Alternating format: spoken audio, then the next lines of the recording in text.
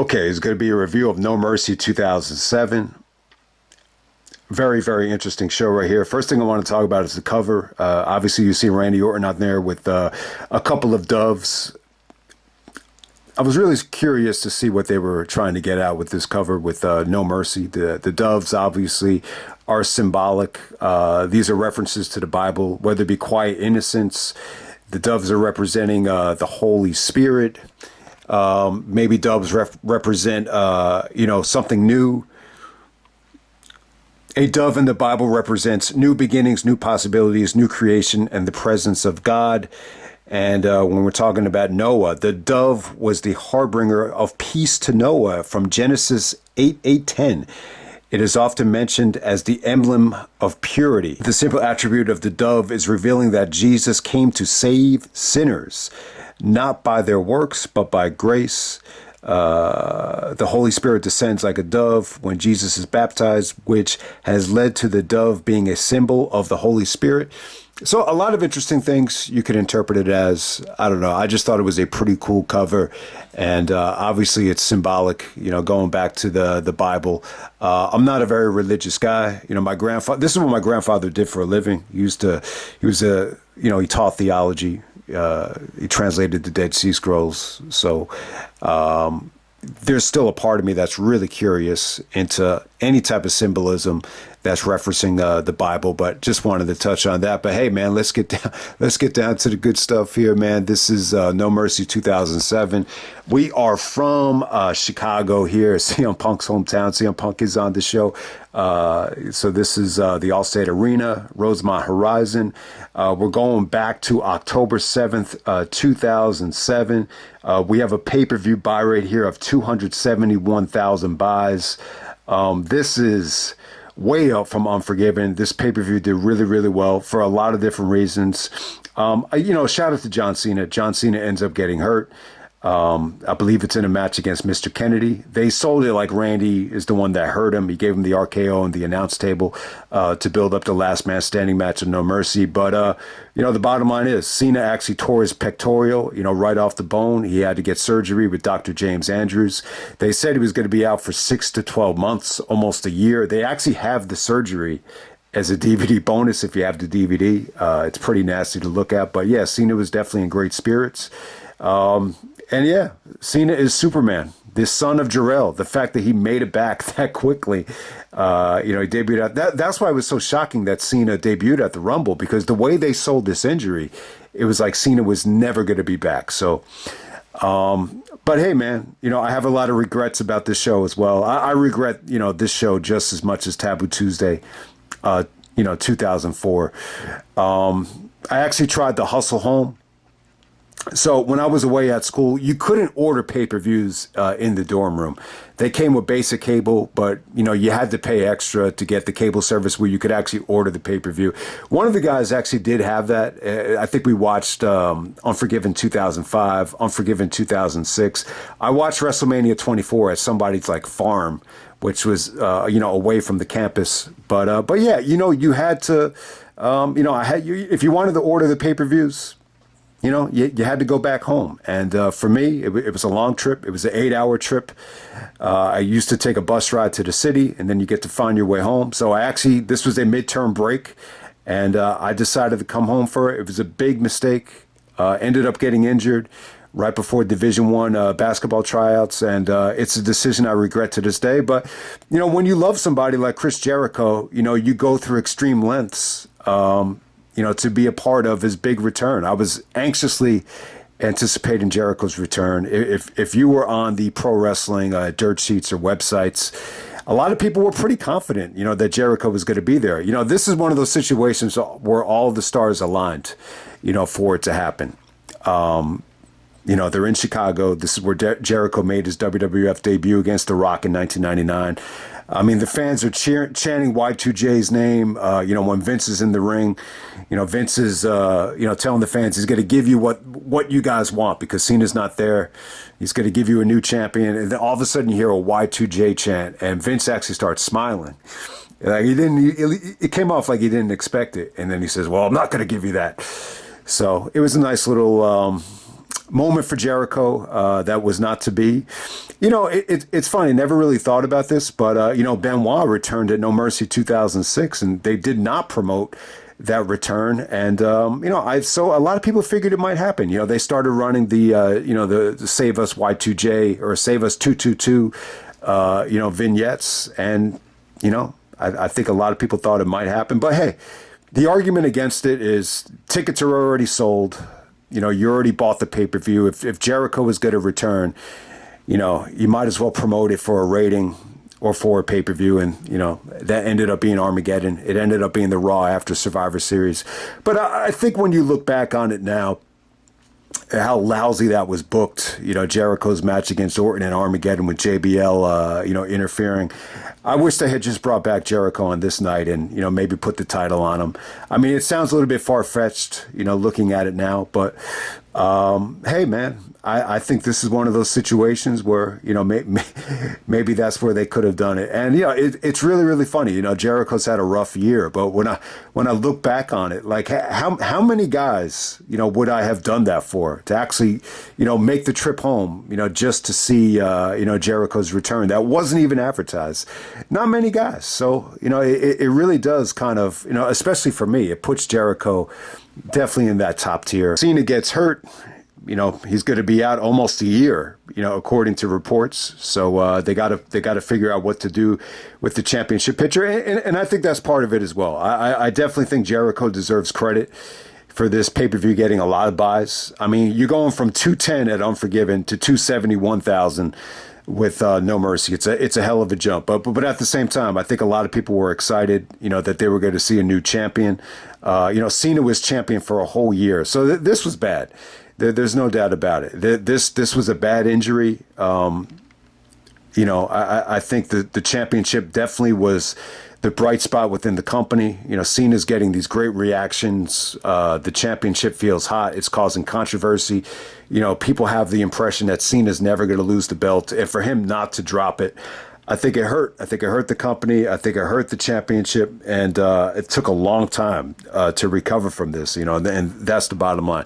But hey, man, this is the Triple H show. Triple H wrestles 3 matches. Randy Orton leaves the show as the new champion. So Vince actually does, award the championship to Randy Orton. Very similar to, Eric Bischoff, giving it to Triple H. It's a very similar situation where, in Triple H's situation, Brock was, taken by SmackDown, exclusive to SmackDown. Raw needs a new champion, so let's just give it to the guy that won the #1 contender match. So you give it to Triple H. In this situation, Cena gets hurt. Orton's the #1 contender, so Vince is going to give the championship to Randy Orton. That's how it went right here. It's very similar. I think this moment here where Orton is just given his second WWE championship, it really does kind of, go under the radar. It's kind of gone forgotten, to be honest with you, especially when you consider how much controversy, Bischoff giving Triple H the belt was in retrospect. But I think what definitely helped here, as Orton actually drops the belt to Triple H in this first match right here. So we get Triple H and Randy Orton. They actually go 11 minutes and 15 seconds. Really good match right here. They go on first. So this is by far, I think, one of the better, maybe the best reaction a Triple H Orton match ever got. I mean, 11 minutes and 15 seconds. It didn't feel that long. It felt a little bit shorter than this.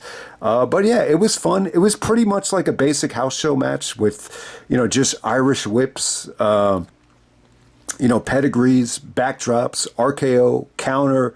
Orton actually tries to do like a Brock Lesnar like shoulder block into the turnbuckle. He misses. He hurts his very fragile shoulder.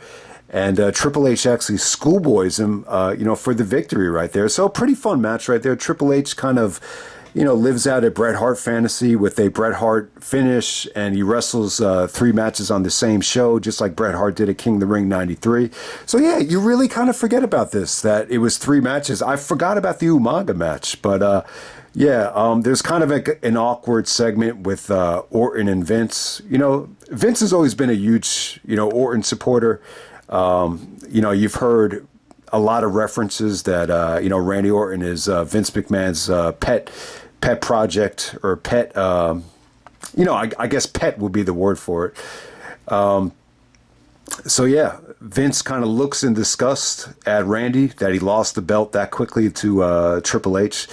Obviously, there was a lot of friction here between Vince and Triple H. Triple H is actually making fun of Vince McMahon's balls and grapefruits, which goes back to 1999 about how Vince used to brag about having the biggest grapefruits and balls in the world. And Triple H is basically saying that he has a shriveled up old set of raisins. So that really pisses Vince off. But hey, it gets Vince to agree to, put the championship on the line. So Vince comes up to Triple H and actually says, I promised a match between Triple H and Umaga tonight, and that's exactly what's going to happen. Only this time it's going to be for the WWE Championship. So you forget about this Umaga match. This really hurt Umaga. The match didn't really go that long. It was very slow, very methodical.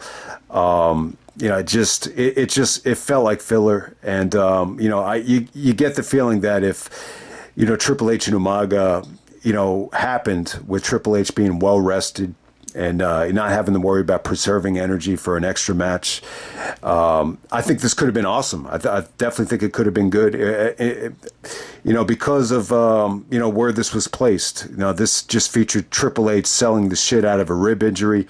Umaga hit him with a couple of splashes, so Triple H is selling the ribs. Eventually, Umaga makes a mistake. He hits the turnbuckle. Triple H hits him with the pedigree. And, Triple H pins Umaga not even after 7 minutes. And we're off to another match between Triple H and Randy Orton in the main event. So Vince comes up to Triple H as Triple H is getting some medical attention on the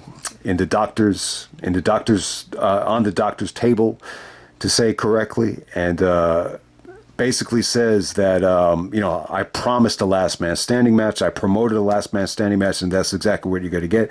So you get to face Randy Orton in the last man standing match. So good stuff, man. Randy Orton and Triple H, last man standing. I'm going to go out on a limb and just say this is the best match Orton and Triple H ever had. I think it was good. Triple H is selling the shit out of his ribs the whole match.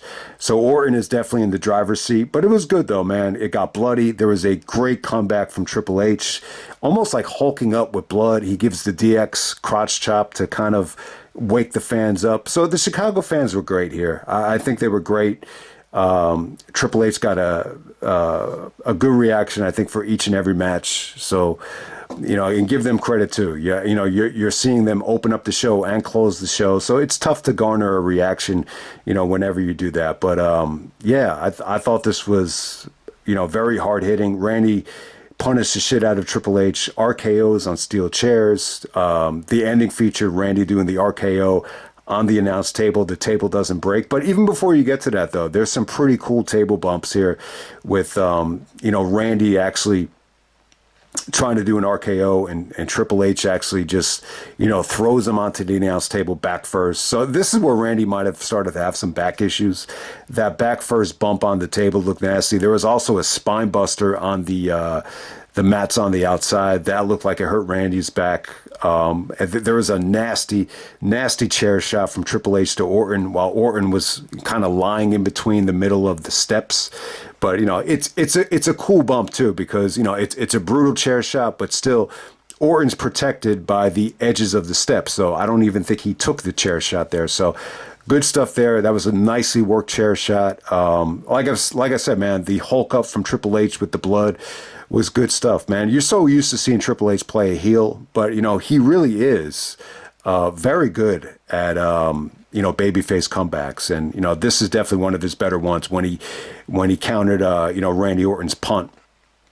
I thought that came off great here. But, yeah, just a fun last man standing match, very bloody. Triple H is really good at, taking bumps with weapons. I mean, they pretty much all deliver. Like this is Triple H in his comfort zone. I do think if Cena was healthy, I think the Orton Cena last man standing match would have been even better. I think, this Chicago crowd would have been hot as hell, for John Cena on this night. I think it would have. Definitely think it would have came off great. But yeah, man. Just to do something fun here, and then we'll go back and review the rest of the show. I know this review is a little bit weird in terms of the structure of it. It's very much a nonlinear Tarantino style review. But yeah, when when I was looking up some of the images for, the top SummerSlam matches or the top Unforgiven matches, someone actually did a list. It was actually on the Sportster. Triple H and Randy Orton from worst to best.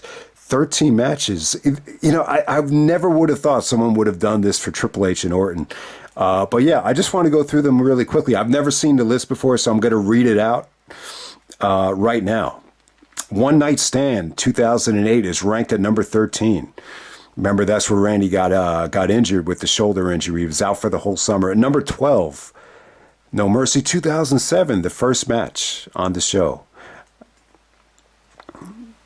Number 11, Judgment Day 2008, In the Cage. Wow, that's pretty low.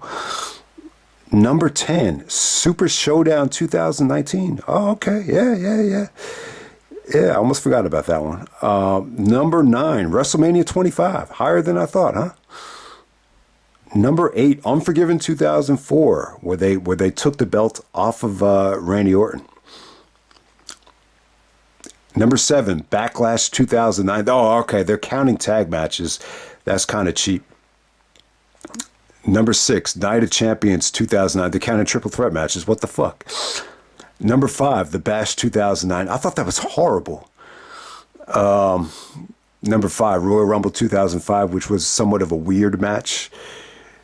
Number 3, Backlash. See, I would have said Backlash 2008 in terms of the work they did together. That was a Fatal 4-Way elimination match where it came down to both of them. Number 2, WrestleMania 24. Yeah, this list is stupid. I would not want to count triple threat matches. But hey, No Mercy 2007 is ranked at number 1.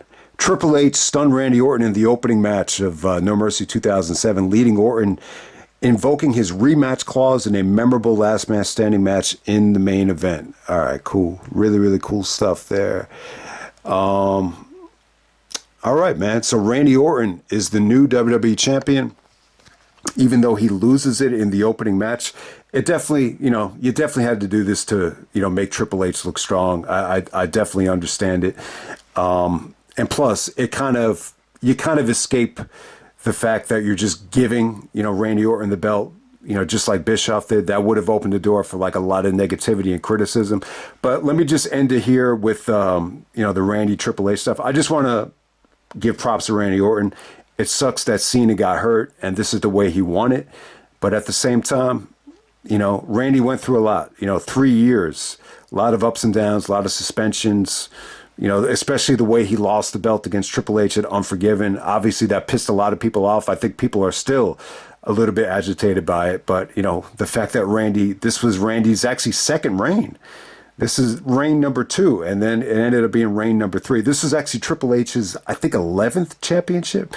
So, yeah, Bret Hart would hate the show if he saw it. He would probably say, Triple H is trying to be like me, and then, hates the fact that, this is the 11th championship reign for Triple H. But yeah, this is one of the things that you hate about the show. It's just, you've seen guys like Bret work their asses off to surpass Hogan with 5 championships, and just to see, how easy it was here for Triple H and Orton just to get another, just so they could say they're another, extra championship reign.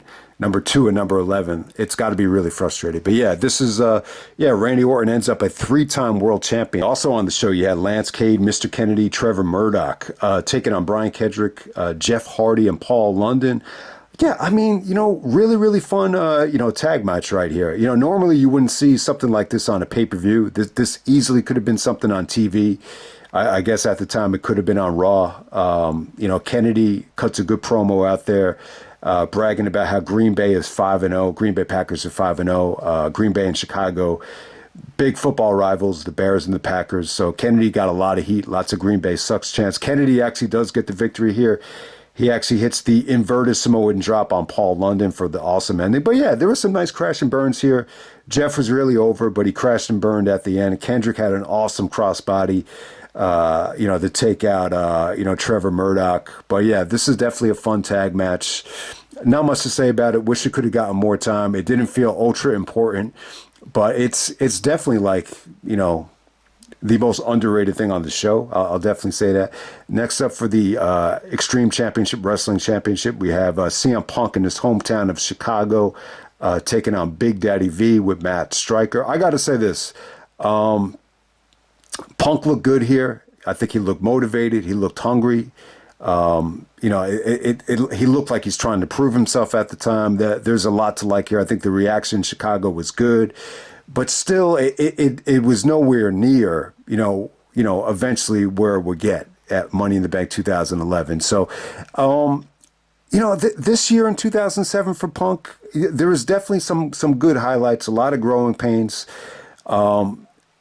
But what really hit me here was it just feel like Punk was wasted a lot of years. Aside from the 10 years that the 8 or 9 years before he went back to AEW, a lot of wasted years there. And I do feel like when he left Ring of Honor in 2005, this 05, 06, even some of this stuff in 07, they feel like wasted years of Punk's prime. So it kind of bothered me a little bit. But him and Big Daddy V, I thought it was fun while it lasted. This Big Daddy V look for Viscera, Visagra, whatever you want to call him, Mabel, it's definitely like the coolest look he had, even though he looks fat as hell with all those rolls of fat. Someone actually had a sign that said, put a shirt on. But hey, man, really disappointing ending. This barely gets any time. Matt Striker comes into the ring. Big Daddy V just keeps on sitting on CM Punk with splashes and leg drops, and Punk starts coughing up blood. He's well enough to carry the ECW championship to the back, but very disappointing match. I think this is just a side effect of too many guys being out with suspensions or injuries as to why Big Daddy was in this spot. Punk in Chicago, ECW championship, you would have expected something a little bit more engaging than that. Finlay versus Mysterio, really interesting match right here, man. Good match while it lasted. A little bit on the boring side for a Mysterio match, but there's a lot of stuff with the exposed turnbuckle and the shillelagh and the referee yelling at Finlay. Eventually, Mysterio does a beautiful, guillotine West Coast pop, and then he just kind of kicks Finlay. Finlay takes a bump on the mat outside the ring, and he's selling it like he just, passed out and got a concussion and is unconscious. And they bring out a stretcher. They basically stop the match. One of the best swerves ever. I mean, this guy, when I was watching, I remember watching this live. I thought this was legit. I thought Finlay, broke his neck or, something really bad happened. Mysterio is selling it like he's embarrassed and he feels bad. He starts shaking his head. He turns his back on Finlay while Finlay's on the stretcher. Then all of a sudden, Finlay pops up, just starts attacking Rey Mysterio. It just ended in no contest. But I'll tell you, would this be one of your favorite, false injuries? It's one of the best ones I think they've ever done. We saw, if you saw Supercard of Honor this past year with Queen Aminata and Billy Starks, I thought that was a really good one. That really, got me too. The whole arena is chanting Finlay's name as a heel. So they definitely did a good job with this. The negative part about, and I've said this time and time again, you think of the boy that cried wolf. You do not want to overdo this because there are times where, guys get injured, whether it be, draws or, even Austin at SummerSlam against Owen, and I got to say, Chris Bay, from TNA Bound for Glory, wrestled in the main event. I just saw an email that there's a GoFundMe because he got hurt. I didn't see him get hurt at Bound for Glory, but, must have been at the TV tapings. Apparently, Vinkingo got injured as well. So yeah, man, that definitely does suck. So shout out to Chris Bay. If anyone watched Bound for Glory, he was in the main event, but apparently he suffered a really bad neck injury. So get well wishes to him. All right, next up, you actually had Candice Michelle defending against Beth Phoenix. Beth Phoenix wins the women's championship here, a little bit under 5 minutes. Good stuff. Once again, the problem with Candice being champion is, she was always the underdog, especially when she's going up against Beth Phoenix. Beth looked good. This was just short and sweet, and, Beth wins very convincingly. A good moment for her. She gets on the mic with Jerry Lawler and basically talking about how she's the perfect combination of beauty and what do you say? Beauty and muscles, or beauty and strength. to put it correctly. I got to say this: Beth Phoenix and Jordan Grace, man, that would have been an awesome match if that ever happened. And then we'll end it right here, man. We got Batista defending the world title against the great Khali. This is the Punjabi prison match. Triple H actually did wish Batista good luck in the Punjabi prison match. I know every time we talk about Batista, some guy keeps on chanting, what do you think about Batista becoming a woman? You know, I just saw Batista on the, was it Jimmy Kimmel? He did a whole promo on Trump, just burying Trump. I think Batista looks good. I think he's just losing weight. I don't think he looks like a woman, but I don't know what some of you guys are talking about, but hey, man, we're going to go back to this match with the great Khali. This was a nightmare to watch. Brutal stuff. I mean, the first part of this match was so boring. Like, it makes you just want to do anything. Go to the dentist, be back in class, anything. But just watching these two guys wrestle in this structure. I got to say this. I think the structure was cool as hell. I thought it looked different. You know, the problem is you always had like big men in this match. I think Undertaker and Big Show actually wrestled in the first one because Khali had the elevated enzymes. Does that sound familiar? I think that's accurate. But yeah, this was brutal stuff. I got to say this though. What saved the match for me is they started to do some cool stuff when the door opened up sporadically. So eventually the first part of the cage had a door which would actually come up. And they, you know, Khali started using that as a weapon. I thought that was actually really cool. So it was engaging stuff because Khali, you know, tried climb. So you could win by climbing out of the structure. So Khali tries to climb out of the structure. There's actually like sharp edges on the top of the Punjabi prison, you know, almost like barbed wire is on the top of a fence at a jail. So you don't escape it. So it's not an easy thing to escape, but it was engaging stuff. Batista was able to beat him out of the prison. And, you know, they timed it out perfectly. The ending came off great. Batista has to actually leap onto the second part of the structure. So I thought the ending was actually fun as hell, to be honest with you, even though this is really, you know, some of the toughest shit you'll ever have to watch with Khali, you know, basically controlling like the first part of the match with the vice grip and all that bullshit. But hey, shout out to Batista. He had to go through hell with great Khali. And I love the way that he says the former world heavyweight champion. He actually acts, the way he says former, it's almost like a shot at Khali, like being embarrassed that Khali even won the belt. But let me just end it right there, guys. That's No Mercy 2007. And I'm out. All right.